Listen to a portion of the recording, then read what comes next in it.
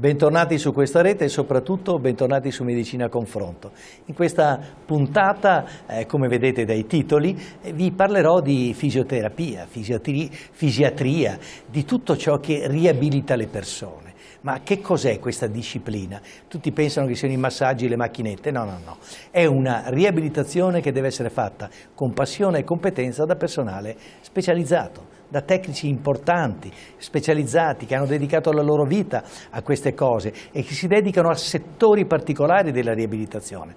Questa sera vi presento un gruppo composito di un sacco di medici e di laureati in fisioterapia e di rieducatori della parola, ovvero logopedisti, anche questa è una disciplina universitaria. Vi presento questo gruppo perché l'ho scoperto, non per caso, l'ho scoperto perché fa parte di qualche cosa che è il vanto del nostro nord-est. Non a caso questo gruppo poi ogni tanto partecipa, lo si vede, in una rivista che è diretta proprio dal responsabile di questo gruppo, che si chiama Nord-Est Sanità. È un gruppo particolare, un gruppo privato, ma lavora in convenzione, lavora come partner del Servizio Sanitario Nazionale. Il loro direttore e ovviamente sanitario e responsabile è il dottor Giuseppe Caraccio, che ringrazio di essere qui. Grazie a lei. Caraccio, sei un grande fisioterapista, sei uno sportivo di natura, di passione, e quindi ti sei interessato ovviamente anche di tutto ciò che è legato non solo alla riabilitazione post-chirurgica,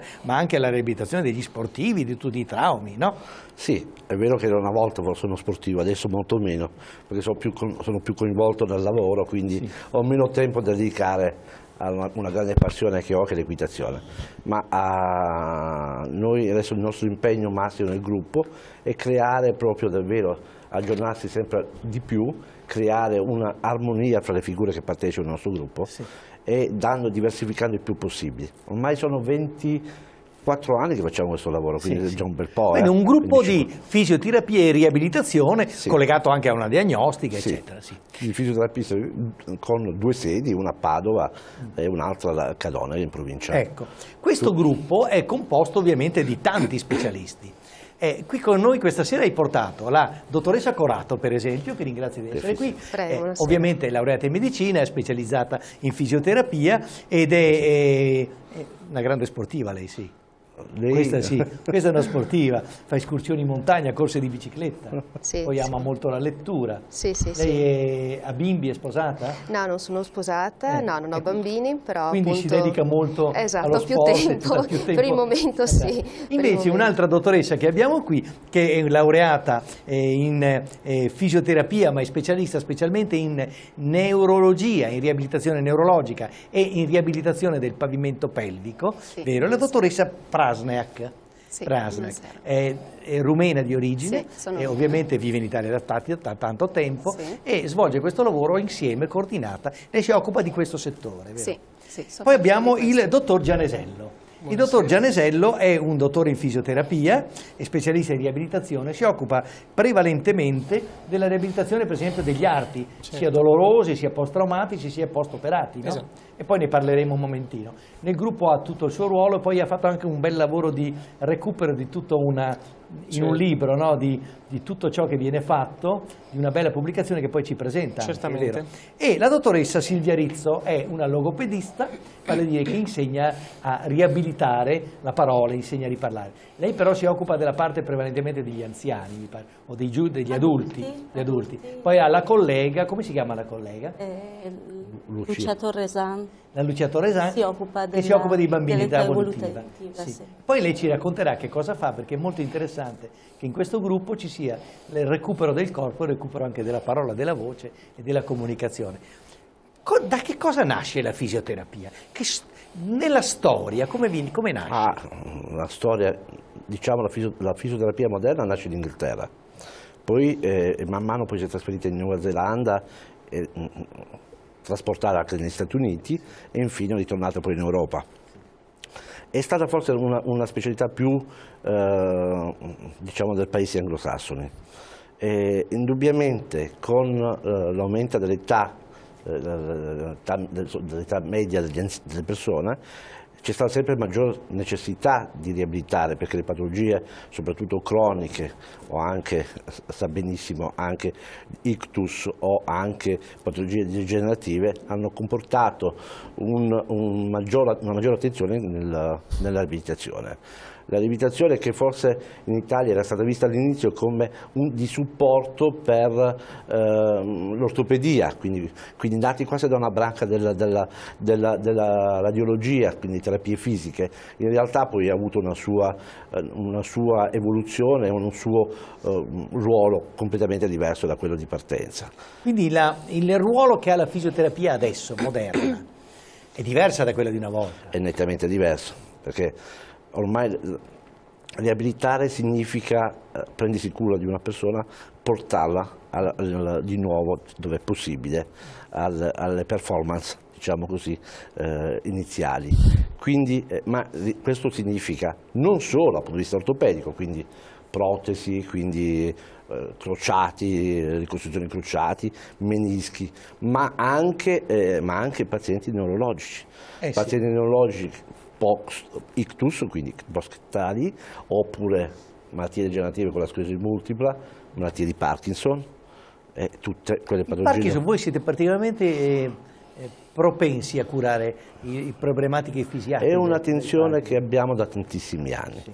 Per la malattia di Parkinson e tutti quei disturbi inerenti alla malattia di Parkinson. Quindi noi abbiamo certamente sviluppato dei programmi riabilitativi specifici per la malattia di Parkinson. Non ultimo, perché ormai la letteratura si parla in letteratura molto bene di questo, non ultimo, mettere in acqua anche i malati di Parkinson. Ecco, a proposito di questo, della piscina, la regia ci farà vedere pian piano, finché parliamo, un po' di fotografie che illustrano il gruppo, dove lavora, come lavora, che attrezzature ha. Voi siete modernamente dotati, no? Ecco, adesso qui ci vuoi dire che attrezzature sono queste? Cos'è? Questa è un'onda d'urto. Questo è un apparecchio di onde d'urto che è importante per alcune patologie di tipo fasciti plantari o periartriti, calcificazioni, che anche nelle pseudoartrosi, cioè quindi in ritardo di consolidamento. Questa è una palestra che abbiamo a Caloneghe, in cui ci sono due apparecchiature molto moderne per la propriocettività, che sono importantissimi. Sono i mobilizzatori passivi, insomma c'è un po' di tutto. Questo mobilizzatore passivo, sì. Anche questo, che sono altri mobilizzatori passivi. La nostra struttura è molto grande, perché quel Caloneghe supera i 3.000 metri quadri, quindi è una struttura importante. È il gruppo veneto di diagnostica e riabilitazione. Diagnostica e riabilitazione. Chi ha più sedi. È una grande struttura, eccola qui. Questi bellissimo. Questo è l'ultimo palazzo. La meglio riga di Caloneghe, proprio in centro al paese. Poi questa è una radiografia. Qui c'è tutte le radiografie, c'è per i controlli. Ci tengo a sottolineare come ormai la riabilitazione di per sé, che è nata come un qualcosa di aiutare, di mobilizzare un arto, di fare, ha una peculiarità più specifica adesso, cioè si è diversificata, quindi creando delle specificità che non possono essere abbracciate completamente da una singola figura, e bisogna lavorare sempre più in equipe. E questo è il futuro. E questo è il significato perché siete tutti qui oggi. Sì. Posso, dottor Caraccio, presento adesso la tua collaboratrice, la dottoressa Elisabetta Corato. La dottoressa Elisabetta Corato si occupa in particolare dei ragazzi, dei bambini. Quindi si occupa di quello che a scuola si dice paramorfismi, dismorfismi, di scoliosi, no? Ecco, di scoliosi e di varie cose, poi a parte poi del dolore di colonna, eccetera. Cosa fa i bambini? Perché poi credo che occorra una certa predisposizione per seguire dei pazienti giovani. Sì, no? Sì, direi proprio di sì. Comunque, i bambini ci vengono inviati soprattutto dai pediatri, ovviamente, o dai medici di base, o anche a volte dalla medicina sportiva, perché spesso queste delle asimmetrie vengono osservate durante proprio le visite sportive. A volte sono proprio i genitori, perché magari osservano delle asimmetrie nella postura oppure i dorsi curvi, a volte sono i genitori che chiedono proprio al pediatra magari una visita specialistica. A questi bambini, quindi, quando li vediamo, E innanzitutto all'inizio si parla un po' insieme al bambino e anche ai genitori ovviamente, perché i bambini non vengono da soli, quindi è importante il rapporto col bambino, è importante il rapporto col genitore, e il bambino anche va motivato in quello che poi dovrà fare. E quindi all'inizio si chiedono sempre delle informazioni, si parla un po' col bambino, un po' col genitore, per esempio si chiedono se il bambino è affetto da qualche patologia importante, e questo qui ci risponderà il genitore. E poi si chiede ad esempio se fa un'attività sportiva, e qui appunto si rivolgiamo soprattutto al bambino, oppure è importante anche chiedere alla bambina qui il menarca, cioè se è comparsa la prima mestruazione. E insomma ci si fa innanzitutto un po' un colloquio per raccogliere queste informazioni più importanti. E dopo questo si passa ovviamente, bisogna vedere il bambino, visitarlo, valutare la postura, e quindi in particolare per quanto riguarda le scoliosi, i dorsi curvi, il bambino viene fatto mettere, prima si osserva in piedi, e quindi in questo si valuta appunto la colonna sul piano frontale o sagittale, quindi dietro, di lato, si valutano se ci sono delle asimmetrie a livello della linea delle spalle, oppure delle scapole, delle creste iliache, dei triangoli della taglia. E poi si fa piegare il tronco in avanti, questo è un test molto importante, proprio caratteristico della scoliosi, che è il bending test, e si osserva se ci sono dei gibbi. E i cibbi sono proprio uno dei segni caratteristici della scoliosi, che sono appunto le deformità provocate sulle costole a causa della rotazione delle vertebre. Abbiamo anche degli strumenti per valutare queste deformità, si usa il gibbometro, l'inclinometro, quindi raccogliamo dati che poi possono essere confrontati nelle visite successive. E poi ordinate quella che così volgarmente viene chiamata la ginnastica correttiva, no? Sì, viene ordinata appunto dopo aver raccolte le informazioni, a volte si eseguono anche i raggi se è una scoliosi importante, e la ginnastica medica, si chiama poco ginnastica correttiva, preferiamo chiamarla ginnastica medica. Perché è un termine comunque anche più completo per descrivere quello che facciamo. E si tratta di un tipo di ginnastica che ovviamente è personalizzata, perché dipende intanto dalla entità della curva della scoliosi, perché di solito al di sotto dei 10 gradi non viene considerata ancora scoliosi, e quindi si consiglia un'attività sportiva a piacere e dei controlli periodici. Al di sopra dei 10 gradi viene consigliata invece la nostra ginnastica medica, che comprende vari tipi di esercizi che noi specifichiamo per ogni ragazzo, specifichiamo il tipo di esercizio da Intanto qui la regia, la ringraziamo, ci fa vedere un po' nella struttura, un po' le dotazioni della palestra, vero? Dove questi ragazzini si trovano bene, perché sono ambienti molto piacevoli. Sì, no? sì, certo. Poi. Poi i fisioterapisti anche sono molto motivati, e poi c'è sempre un dialogo tra anche il medico che vede il ragazzo, che prescrive, e poi chi effettivamente anche fa fare gli esercizi. E poi è importante far capire anche comunque a questi ragazzini di che tipo di problema soffrono, fare vedere anche, si fanno capire anche le lastre che hanno eseguito, e poi motivarli anche sulla ginnastica, sul significato. Ovviamente alla loro fisioterapista, al loro terapista si affezionano, sì. e alla loro dottoressa anche. Verranno a cercare la dottoressa per i controlli, no? Sì, si vede per un bel numero di anni. Di anni, sì. È importante, perché crescono. Sì, perché ne ho visti anch'io, ne ho visti crescere, perché a volte iniziano anche presto, le scoliosi di solito sono più frequenti l'insorgere alla pubertà, cioè vuol dire gli 11 anni per quanto riguarda le ragazze e i 13 per i maschi, però ce ne sono anche che insorgono prima, proprio in età infantile, se ne vedono anche un po' sempre più spesso. Voi arrivate fino ai 20 anni in pratica. Più o meno sì, perché in genere si arrestano con la fine della crescita, quindi anche un po' prima, però i casi più gravi possono evolvere anche un po' fino ai 20 anni d'età. Quindi evitate anche degli interventi chirurgici? A volte sì, poi a volte sono necessari anche i corsetti, li prescriviamo, non è che adesso non c'è solamente la ginnastica medica, il corsetto associato sempre comunque alla ginnastica medica. Ringrazio, invece abbiamo una dottoressa di cui conosciamo poco, la dottoressa Prasniak.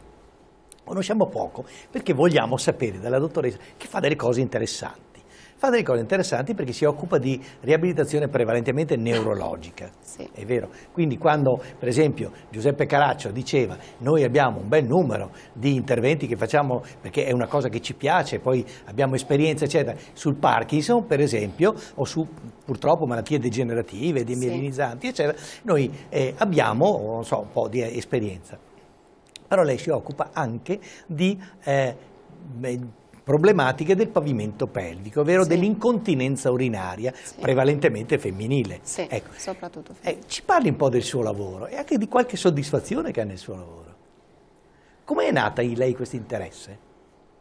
La riabilitazione del pavimento pelvico diciamo che è una branca che mi ha sempre attratto perché è poco conosciuto, anche se la donna o l'uomo hanno dei disturbi sia del pavimento anteriore che posteriore per vergogna o tendono sempre a nascondere e allora cercano con diversi attrezzi o tipo Slava Sleep, tipo pannolini, vanno avanti ed è finita lì la situazione.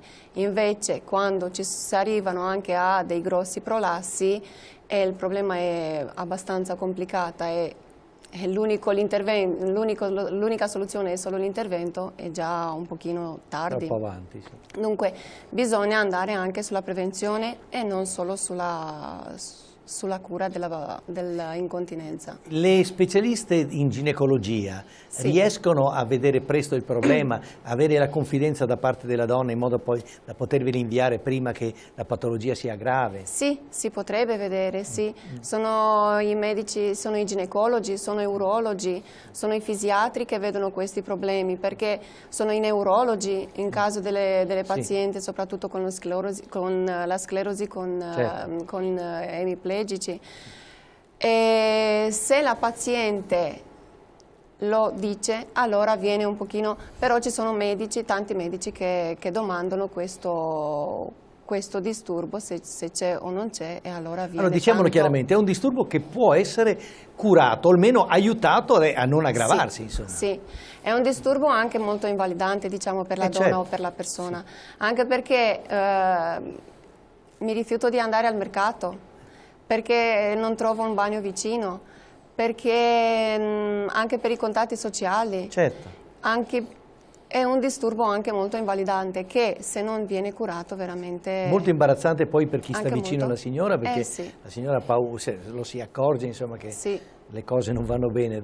Ecco, E allora si rifiuta. che cosa fa allora lo specialista in riabilitazione del pavimento pelvico? Che strumenti usa, che metodiche può usare? Allora, Che possibilità ci sono? Insomma? la nostra equipe è formata dal fisiatra, neurologo, ginecologo, urologo, tante volte fisioterapista che... E lei? Sì, tante volte è richiesta anche la consulenza di un sessuologo, di un dietologo, di un psicologo. Sono tanti aspetti. aspetti e tanti medici che possono essere coinvolti dunque in una riabilitazione del pavimento pelvico sia anteriore che posteriore. E abbiamo, oltre alla fisioterapia, che viene fatta sia la valutazione del fisiatra. Adesso le devo chiedere una cortesia. Le chiedo scusa perché dobbiamo interrompere per la pubblicità. Okay. Ma interrompiamo qui, sa perché? Perché l'argomento è talmente interessante che i nostri telespettatori, che sono così bravi, non lasceranno questo canale. Fra 2 minuti riprenderemo a parlare di questo con la dottoressa Prasniak.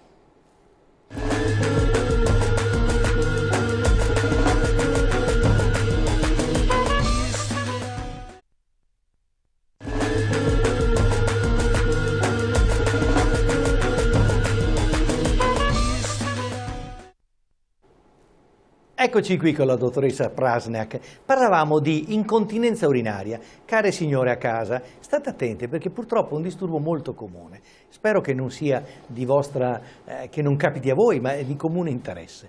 Allora, la fisioterapista, specializzata in questo, siccome è una turba anche neurologica, lei si occupa di questo, oltre la fisioterapia normale, fa fare degli esercizi particolari, evidentemente. Certo.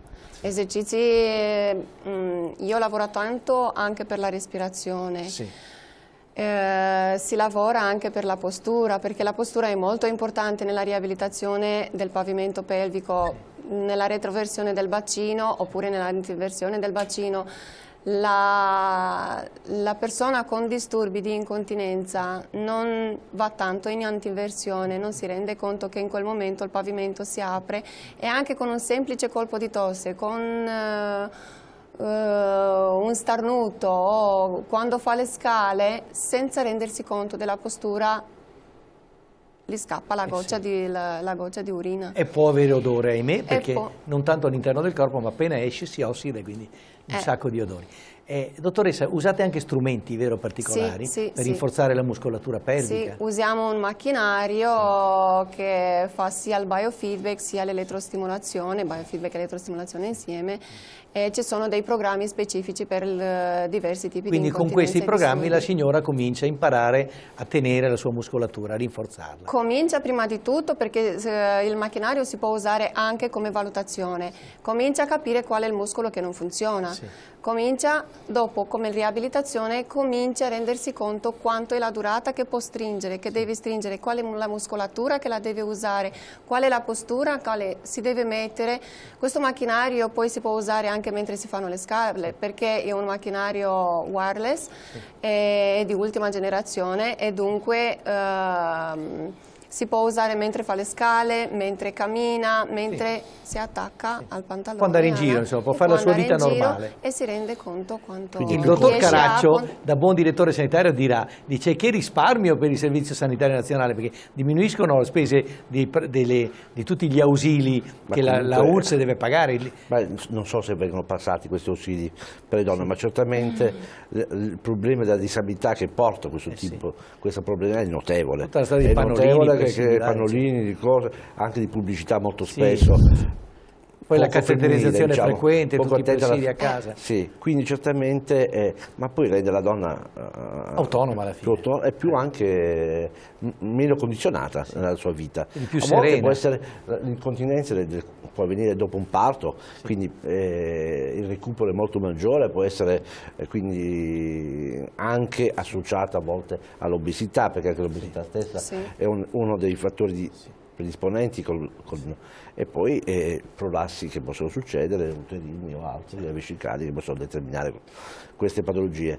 E non bisogna aver paura di dire quello che sia, perché poi si può trovare la soluzione e dobbiamo essere in grado però di dare risposte alle esigenze delle nostre donne e dei nostri utenti. Dobbiamo dirlo quindi a chi ci ascolta, rivolgetevi con fiducia, se potete eventualmente telefonate, chiedete un appuntamento perché se ne parla. Noi siamo fortunati qua a Padova perché ci sono più strutture, non voglio dire soltanto la nostra, ci sono più strutture che si occupano di questo, sia pubbliche che private. E per fortuna Padova in attività ambulatoriale di fisioterapia è all'avanguardia a mio avviso, speriamo che si possa continuare a lavorare perché a volte non sappiamo neanche il nostro futuro quale sarà. C'è una restrizione dal punto di vista delle strutture pubbliche, cioè della sanità pubblica, nei riguardi della fisioterapia, anche lì tagliano, vero?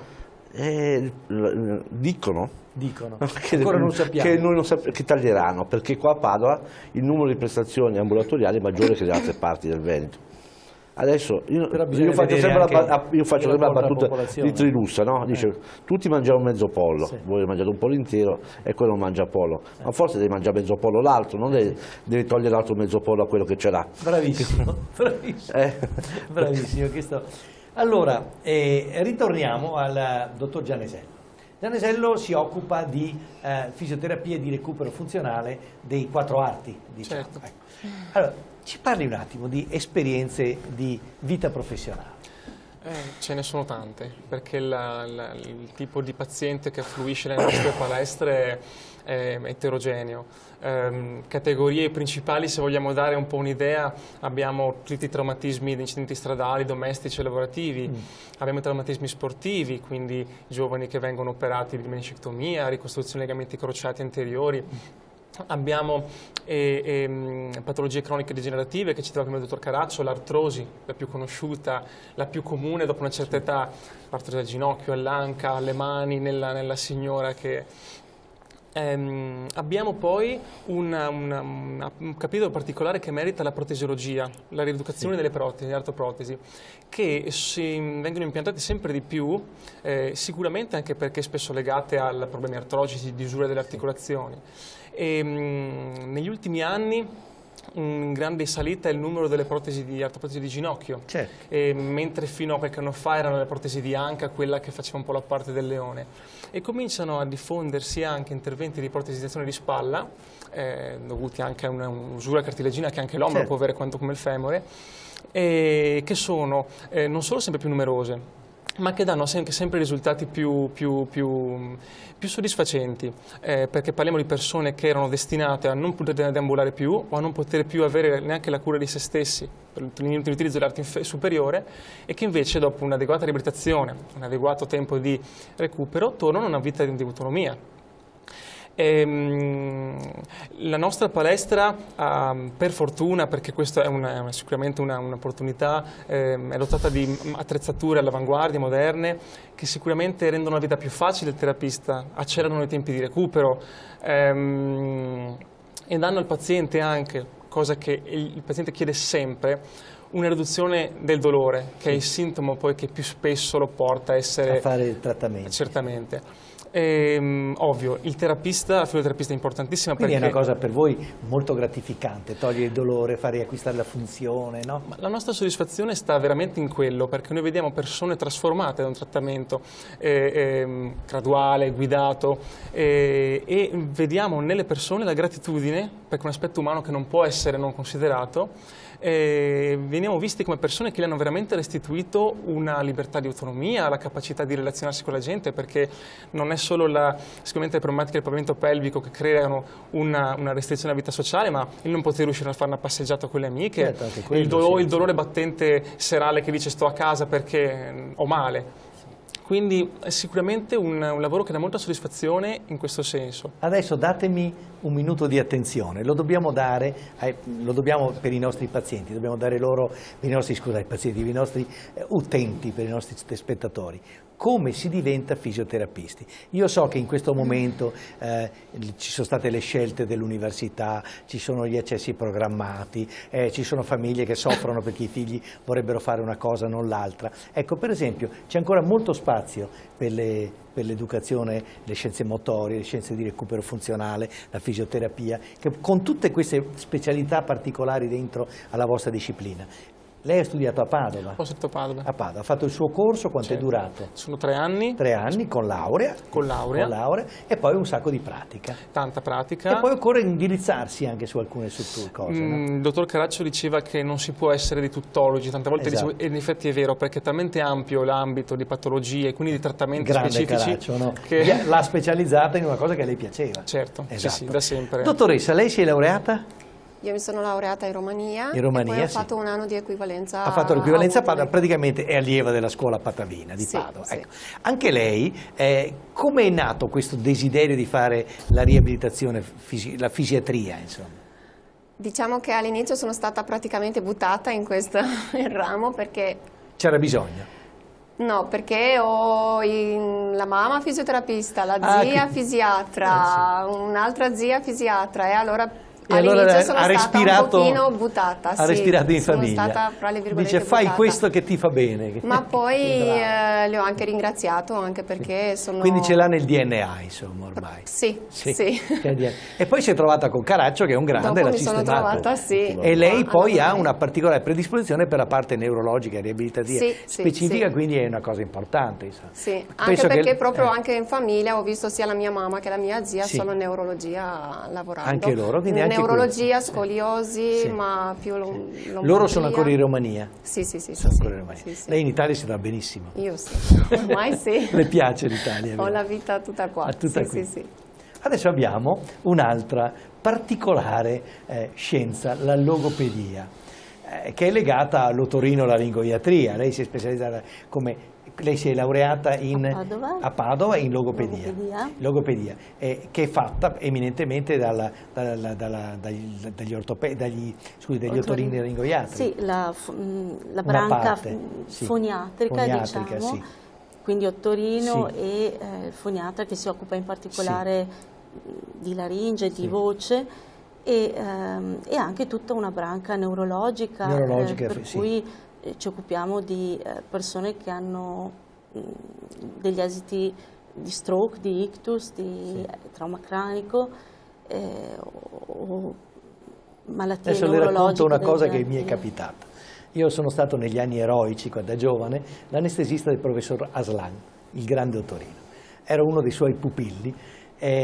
Tornando dall'Università di Roma mi ha chiamato un giorno, mi ha detto, stava andando in pensione, mi ha detto: ma io vorrei che chi ha lavorato qui, che ha fatto tutte queste cose, facesse anche questa specialità. Io mi occupavo di dolore craniofaciale, eccetera, e ha voluto che mi specializzassi. Nel frattempo entrava una persona col famoso corpo estraneo, un anziano, gli era andato, come si dice in Veneto, di traverso, un ossicino di pollo e compagnia, un corpo estraneo incuneato. E siccome stavano tutti operando, mi sono messo lì tranquilla, tac, e gli ho estratto un po' di anestesia locale spruzzata, messo lì con la laringoscopia diretta, prima indiretta poi diretta, gliel'ho tolto con un po' di abitudine. E a lui piaceva molto questa manualità degli anestesisti che gestivano le vie aeree.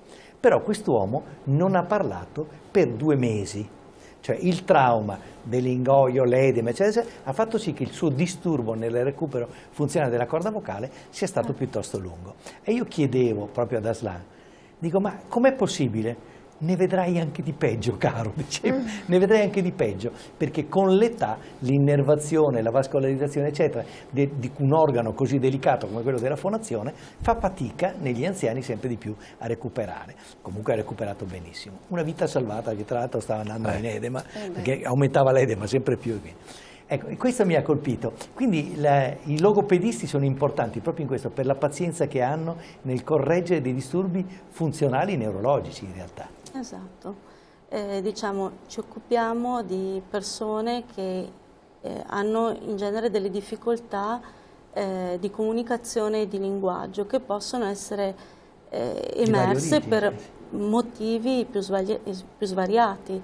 Quindi appunto si va dalle situazioni neurologiche, quindi dalla compromissione della parola più a livello motorio e di coordinazione, o per motivi legati a difficoltà di coordinazione respiratoria, a situazioni in cui è coinvolto il linguaggio negli aspetti corticali, quindi nella proprio programmazione dell'enunciato.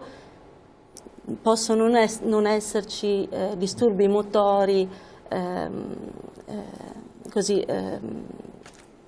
importanti, ma ad esempio nelle afasie si possono avere delle difficoltà anomiche, per esempio, cioè la classica parola che non esce perché vi sono ad esempio difficoltà di accesso al lessico, quindi persone con afasia che hanno difficoltà ad altri livelli del linguaggio, non necessariamente difficoltà di movimento della bocca, per intenderci.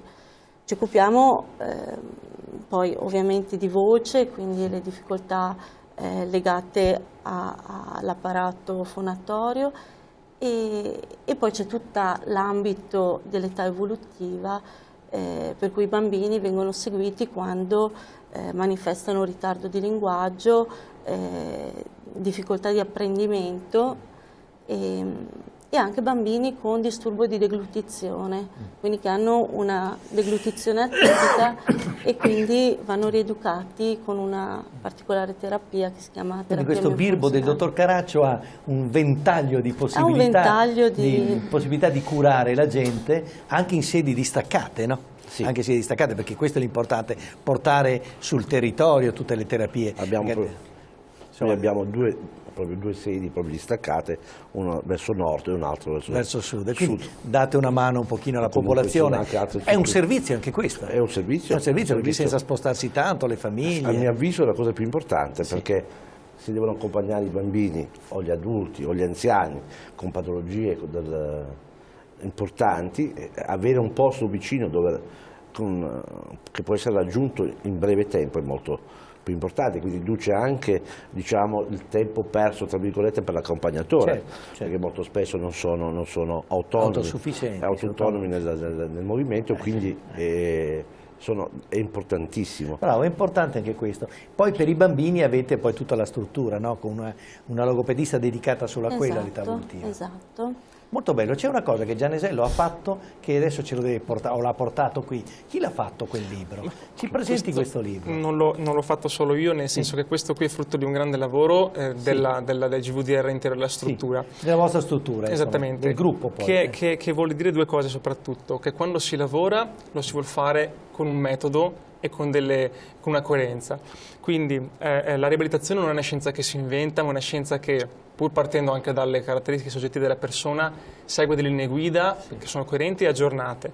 E la GVDR, che ha una casistica molto grande alle sue spalle, il numero di prestazioni molto elevate, ha potuto, con uno studio e l'impegno dei fisiatri e del dottor Caraccio e di alcuni terapisti, stilare una serie di protocolli riabilitativi, e non sono pochi, che servono come linee guida interne perché il lavoro sia uniformato ma nel senso della coerenza, che ci sia sempre una linea guida, degli obiettivi prefissati, delle metodiche per raggiungerli.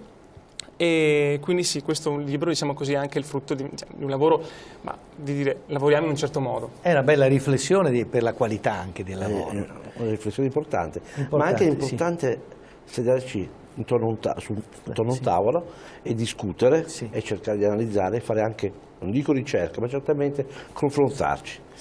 È perché è importante, questo è un aspetto importantissimo. Fate il briefing e il debriefing in pratica. Sì, facciamo tutto però. In copertina, che vedo adesso, vedete in primo piano, i nostri telespettatori possono vedere, c'è un'enorme piscina, molto bella. Chi ha avuto l'idea di questa gran bella piscina? Che poi è al terzo piano della nostra struttura. Quindi al terzo piano, quindi è una struttura robusta. Sì, può atterrare un Boeing, mi hanno detto su. Quindi è 16 metri per 6, quindi è abbastanza grande. Abbiamo due piscine in realtà, questa più grande e un'altra più piccola con anche gli ausili per il trasferimento di pazienti con difficoltà di deambulazione, quindi con gli solleva pazienti vari, eccetera. Quindi abbiamo due piscine più piccola, più facile, più piccola, ma comunque sempre sarà un 5 metri per 4, quindi non piccolissima. Di medici che inquadrano i pazienti all'ingresso, oltre Caraccio, c'è la dottoressa Elisabetta Corato, c'è la dottoressa Gomiero. Li citiamo perché sono assenti per lavoro. Il dottor Castiglione, la dottoressa Squarta e anche Conza. Il dottor Conz, anche il dottor Conz, che conosco. Che fa manipolazioni, che fa anche una parte, anche quella una branca della fisioterapia, sulla colonna, che ha un suo ruolo e una sua professionalità. Dottoressa Corato, per le lombalgie, a parte i trattamenti lì nei bambini, eccetera, le lombalgie degli adulti lei penso che tratta, che cosa consiglia?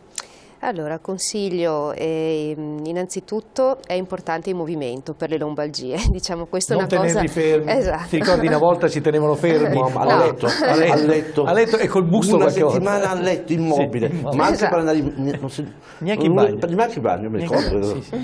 Adesso, no, le linee guida sono molto cambiate e in effetti vediamo anche i risultati.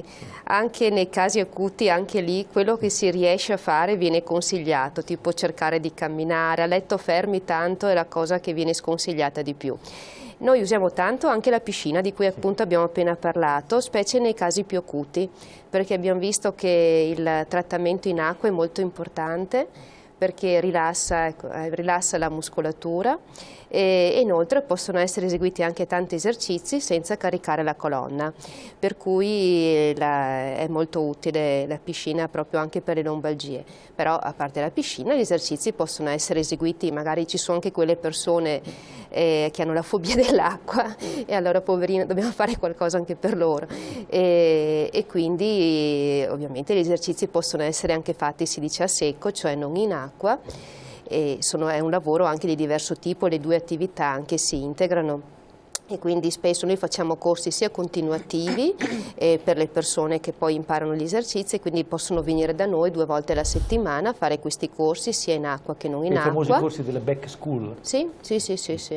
Oppure facciamo anche corsi individuali, magari all'inizio per le persone che magari hanno un dolore più acuto, oppure post-operatorio, perché tanti pazienti li vediamo anche dopo gli interventi, appunto, dopo gli interventi per la colonna vertebrale, di stabilizzazione o di Adesso scettomia. dispiace interrompere la dottoressa Corato che ci stava spiegando delle cose così attuali, perché purtroppo la lombalgia è molto diffusa, ma diamo spazio alla pubblicità, ma fra 2 minuti torneremo.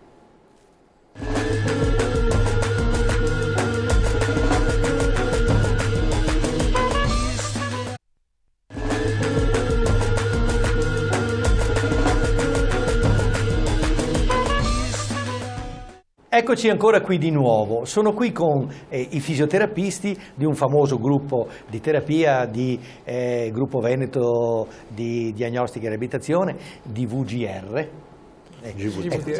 Però sono qui per esempio con la dottoressa Corato. Elisabetta Corato stava parlando delle lombalgie e sicuramente questo argomento interessa il nostro Mattia in regia, che tra l'altro è anche il regista delle trasmissioni di calcio, quindi i nostri telespettatori lo conoscono. Mattia in regia che ha mal di schiena, allora dice: dottoressa, cosa facciamo Mattia? Allora Mattia, dobbiamo prima sapere bene un pochino, anche lui visitarlo, sì. e è un poter po' rigido, sapere, adesso si muove ecco, è un po' rigido in flessione, sapere un pochino com'è. E allora gli proponeremo, l'abbiamo appena parlato prima, gli proponeremo anche lui il suo piano trattamento riabilitativo personalizzato, e quindi potremo proporgli vari esercizi, per esempio è un po' rigido, quindi magari agli esercizi di rilassamento della muscolatura, di allungamento della colonna, e magari possiamo anche farlo lavorare in acqua se appunto non hanno idrofobia. Ecco, grazie alla dottoressa Corato, abbiamo finito adesso l'argomento lombosciatalgie. Adesso facciamo la panoramica, siamo purtroppo infine. La dottoressa Prosniak, la fisioterapista che si occupa di neurologia e riabilitazione del pavimento pelvico per le incontinenze urinarie, cosa consiglia alle nostre telespettatrici? Di controllare, perché la goccina di pipì qualche volta scappa, ecco, di controllare, di chiedere alla ginecologa oppure di venire a farsi vedere da voi? Sì, io consiglio anche alle ragazzine, perché purtroppo Sì. questa patologia, questo disturbo colpisce anche tante ragazzine Sì. oggigiorno. Io consiglio che al primo segno, prima goccia che non riescono a trattenerla, come dicevo prima, con una semplice anche risata, anche colpo di tosse, sì, veramente indirizzarsi verso il medico curante. Perché ci può essere sotto qualche problema, vero? Sì, perché c'è qualcosa che non va. Non va.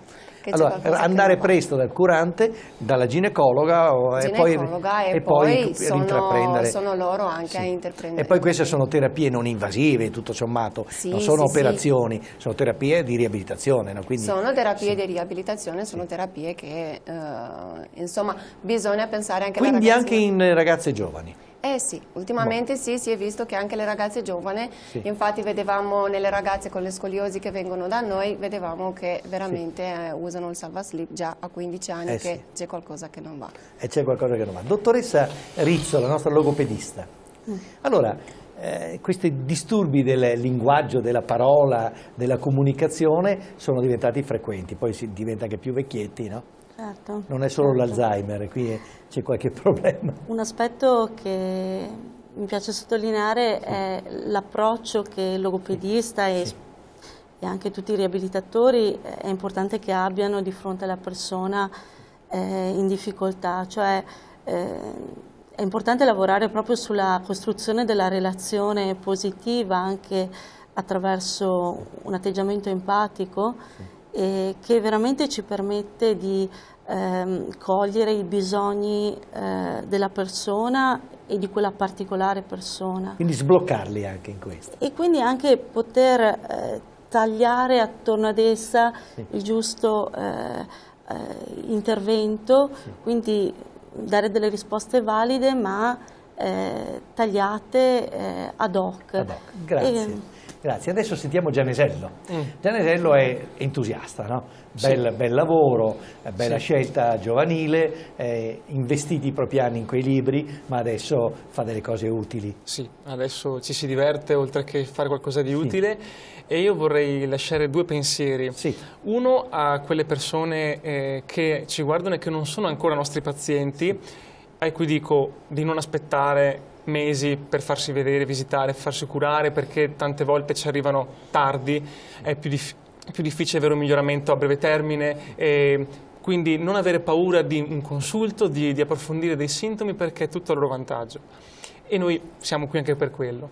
A quelli che sono nostri pazienti dico di fare gli esercizi a casa, perché noi ci accorgiamo se non li fanno, il trattamento riabilitativo in palestra è fondamentale, ma va proseguito anche a casa. Quindi la rieducazione non è solo educazione, è un gesto, un movimento che è fondamentale, ma anche far entrare il paziente in una mentalità di continuare il lavoro a casa per il proprio benessere, per il proprio... Questa è una cosa molto importante. La dottoressa, la nostra dottoressa Elisabetta Corato, fa parte dello staff che inquadra il paziente quando arriva e che quindi poi dice cosa deve fare, qual è il programma, e poi lo affida, gira verso i colleghi. Esatto. Allora, cosa pensa quando vede questi poveretti che arrivano? Poi adesso c'è la crisi, poi c'è il problema anche dei costi, c'è il problema dei ticket che costano, anche questo, eccetera. È una bella responsabilità. Sì, è vero. Quindi bisogna arrivare all'essenziale presto. Sì, io cerco di impegnarmi il più possibile, di usare anche un po', oltre che di utilizzare le cose che ho imparato, anche di usare l'umanità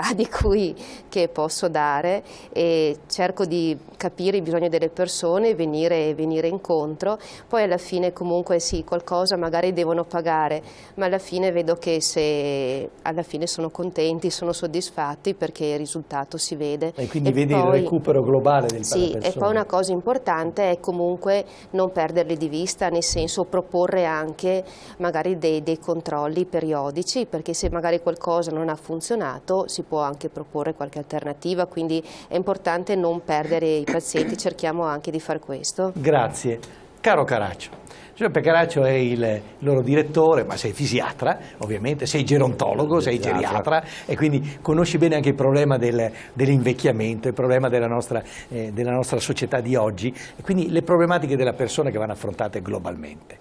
Cosa dici di questo gruppo? Tu so che sei soddisfatto dell'equipe che hai. Io amo il mio gruppo, amo tutti quelli che lavorano per me, molto spesso abbiamo anche dei confronti anche accesi, perché non possiamo essere sempre buonisti, a volte bisogna confrontarsi, anche perché abbiamo anche delle responsabilità economiche, alla fine deve quadrare il cerchio, cioè quindi dobbiamo dire tutto questo deve essere in equilibrio per garantire a tutti quanti il dovuto, e che fare il bene del nostro utente e paziente.